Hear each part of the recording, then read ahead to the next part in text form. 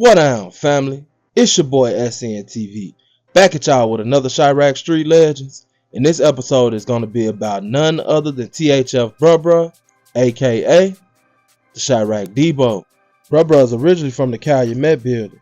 He comes from that THF 46 set, and the Taiwan 46 in Ellis is actually his stomping ground when he was very young.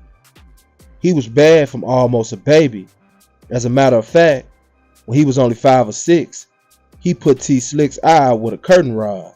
At one point in time, Bruh and Lil Reese was best friends.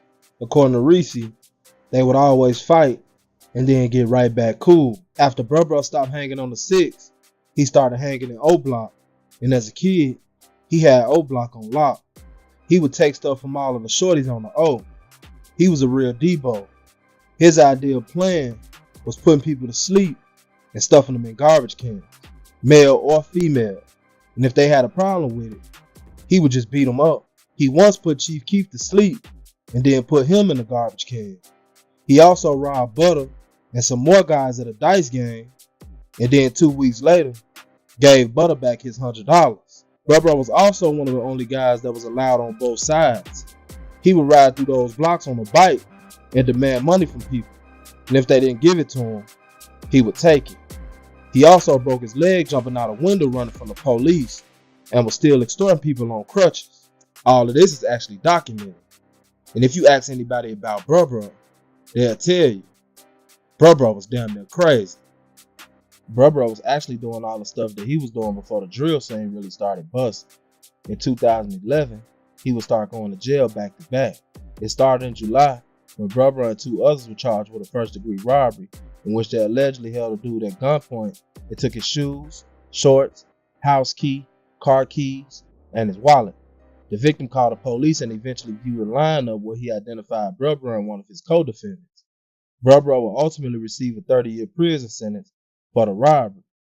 15 years ran concurrent for aggravated possession of a stolen motor vehicle, and 7 years ran concurrent for possession of a stolen motor vehicle. Then in August of 2011, he was charged with resisting arrest, and on October 26, 2011, he was charged with the murder of Lorenzo Beasley, aka Zoe. Zoe was from the Met Boys, a set of GDs located on 51st and Calumet, who is said to have been clicked up with Geo Drive and 051 Young Money. Zoe was killed on 52nd and King Drive. He was sitting in a vehicle when another vehicle pulled up, shots rang out, and he ended up getting hit.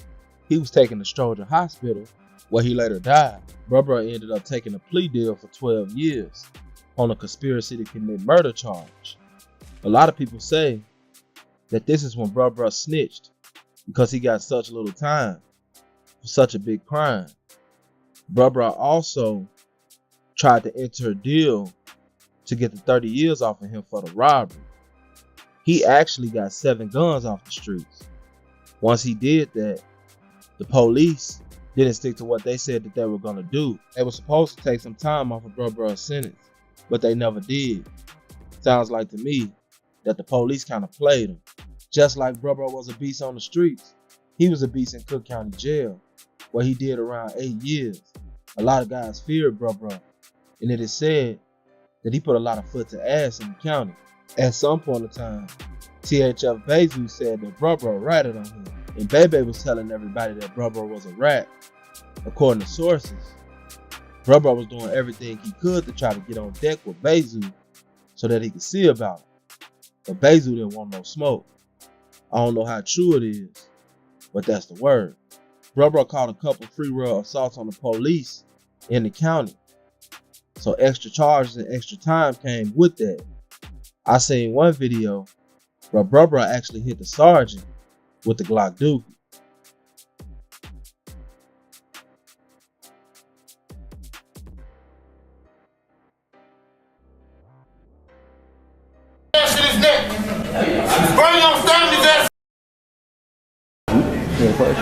The suit sound like it's the don't like you said I'm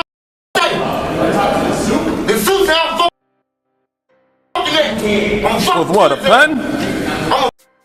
Okay. Go ahead, I'm gonna stop. Go ahead. Step out. I ain't stepping out. Step out. I'm not stepping out. Step out. Man, get that face. Nope. screwed up the lock. I'm not stepping out.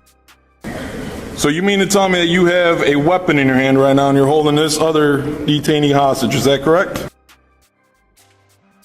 Go get the shoot.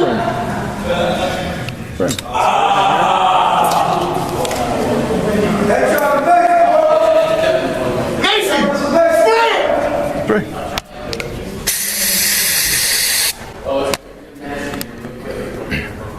OC spray has been deployed into 3102.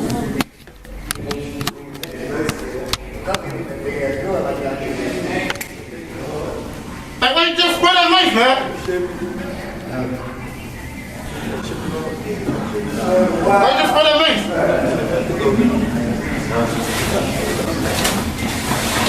Do it again.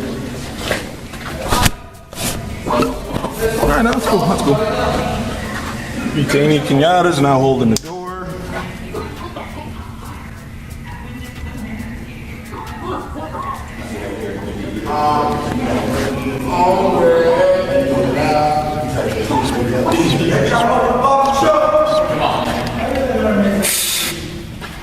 Second burst of OC has been deployed.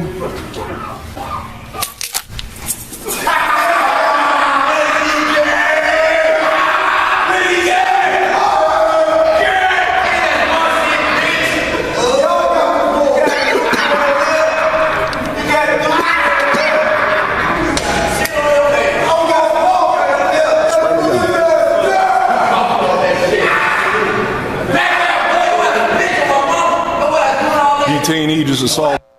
According to certain officers that work in the county, Brubra had the county on lock, and he was even starting fires. Brubra was kind of like the ringleader of chaos in there. He's in prison right now and expected to get out pretty soon.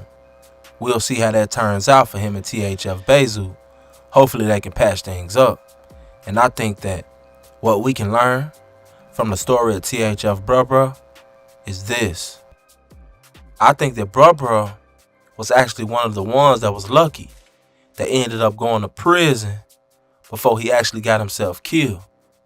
But I also think that Brubra was actually a lot braver than a lot of guys, because Brubra didn't cut no corners. It didn't matter if you was on his side or against him, you was gonna get what was coming to you. He was kind of a bully, but I've actually heard stories about Brubra being cool with certain people. I think that Brubra kind of knew who to do what to, but at the same time, if it came down to it, he'll get at you too. But this is another example of the streets not loving nobody. It don't matter what you into or what you think you capable of. The streets will take you down one way or another. Hopefully when Brubra gets out, he could be a productive citizen in society. If not, maybe he'll become another statistic. But who knows? This has been another Chiraq Street Legends. It's your boy, SCN TV. I'm out.